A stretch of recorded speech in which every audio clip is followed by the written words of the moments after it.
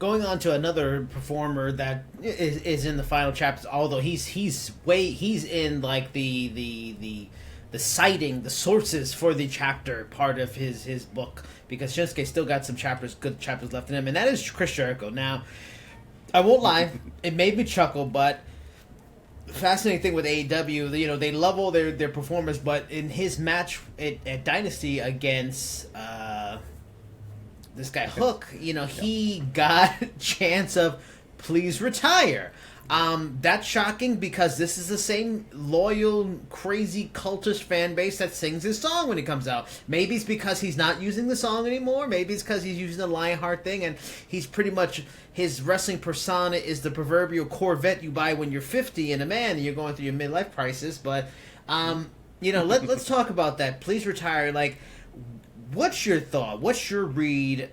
Explain to the audience that maybe isn't watching AEW and watching this and like, damn, they're going to do that to Jericho? I thought he was still a top star. Why would they chant, please retire, and are they right? I think it's just fatigue. It really is.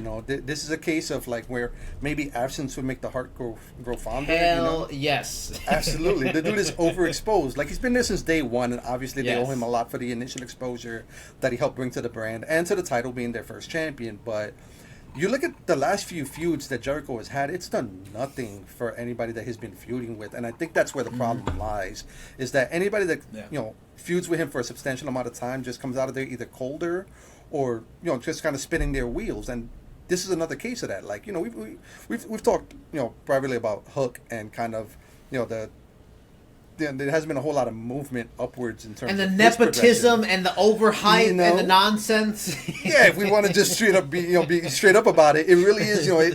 The initial pops that he was getting was one thing, but it's like it really hasn't gotten to the next level with him, and this doesn't help. And the Jericho feud doesn't do a whole lot for him, and Jericho just has this habit now of just feuding with the most odd people, quote unquote elevate them, but it doesn't elevate them, and it makes people just sick of Jericho, and the clock is ticking. You know what I mean? Like, the dude can still go for somebody his age, but chance of please retire were reserved for cats like Big Show back in the day, you know what I mean? And now they're getting chanted at Jericho, and that really is something that they need to look at. It's not something that they should just like throw their nose up at it or kind of like mock.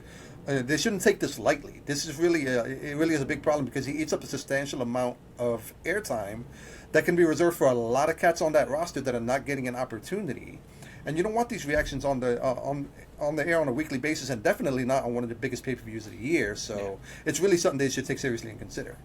I mean, he's 53, and it's being older at his kind of style and size is just beneficial. For example, The Rock's a similar age to him, but people, even you, were high on his performance at WrestleMania because his style fits. You can still be good at it at an advanced age. This is a guy that was a cruiserweight. He was one of the guys that kind of helped break the mold after Shawn Michaels' generation to the next generation with the Kurt Angles and the Benoits and guys like that show that a top guy can still be small. But I mean, you really can't do that style to the level that it's still interesting at that age. The bigger guys can do that. That's why Hogan's and stuff like that. And Ric Flair's one of the few to do it because he has like 7 moves and he can still do them. That's it. And he just has character.